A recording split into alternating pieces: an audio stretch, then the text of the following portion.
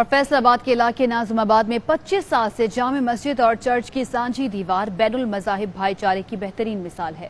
مریم رفیق کی رپورٹ دیکھیے۔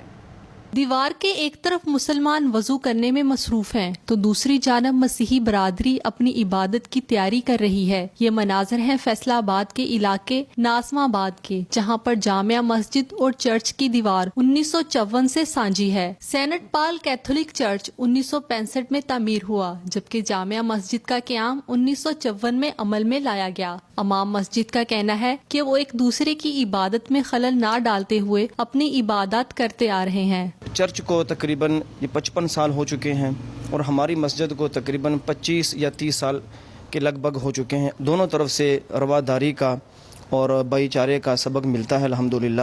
دونوں عبادت گاہوں کی انتظامیہ کا کہنا ہے کہ انہوں نے عبادت کا وقت مقرر کر رکھا ہے۔ ہم دونوں ہی مسلم کمیونٹی اور کرسچن کمیونٹی بھائی چارے سے رہ رہے ہیں۔ دونوں مذاہب کے پیروکار سالہ سال سے اپنی مذہبی رسومات ادا کرتے ہوئے معاشرے میں امن کا پیغام دے رہے ہیں۔ مسلمانوں اور مسیحی برادری کا اکٹھے عبادت کرنا مذہبی رواداری کی بہترین مثال ہے۔